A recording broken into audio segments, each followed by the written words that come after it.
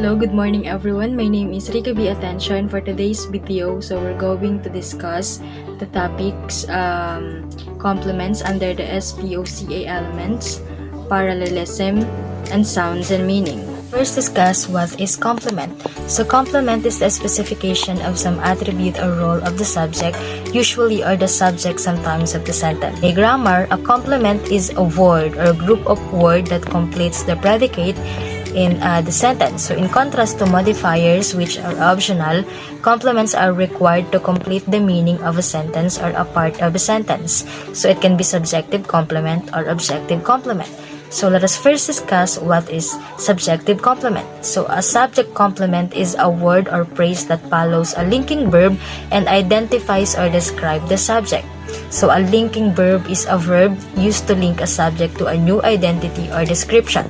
So the common examples are to be, to become, to appear, to feel, to look, to smell, and to taste.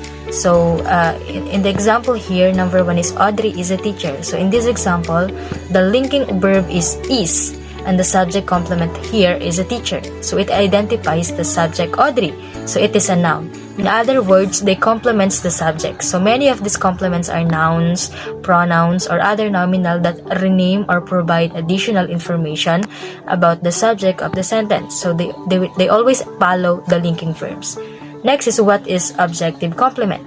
So in English grammar, an object complement is a word or phrase, usually a noun or a pronoun or adjective, that comes after a direct object and renames, describes, or locates it. It is also called an objective complement or an objective predicate. So some examples of the objective complements would be the following. One is public speaking makes Henry nervous. So here, Henry is the direct object and nervous is the objective complement. Second is boring movies makes me sleepy. So in here, me is a direct object and the sleepy is an objective complement. So to sum it up, an object complement, or also called an objective complement, follows a direct object. So it may be a word or phrase that gives further meaning to the direct object. So in a sense, it explains what the direct object has become. So next, let us discuss what is parallelism. So parallelism is the repetition of a grammatical elements in writing and speaking.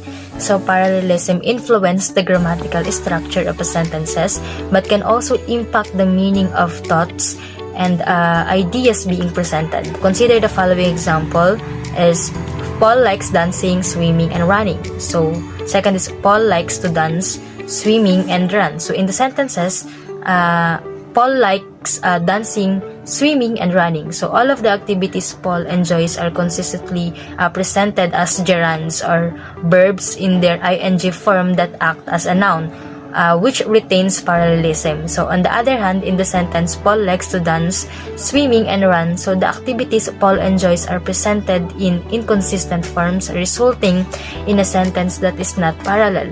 So this results in a decreased flow, so an awkward sentence and an increased amount of work for the reader. So parallel structure means using the same patterns of words to show that two or more ideas have the same level of importance. So this can happen at the word, phrase, or clause level. Next is, let us discuss what is a speech sound. A phoneme is defined as the smallest part of a spoken language that makes a difference in meaning.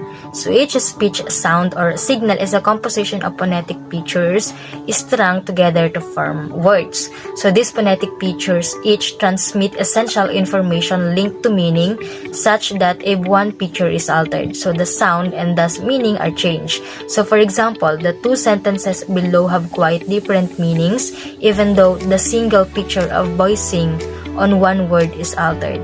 So eat your peas versus eat your bees. So the way the speaker produces the sounds of English affects the meaning of it.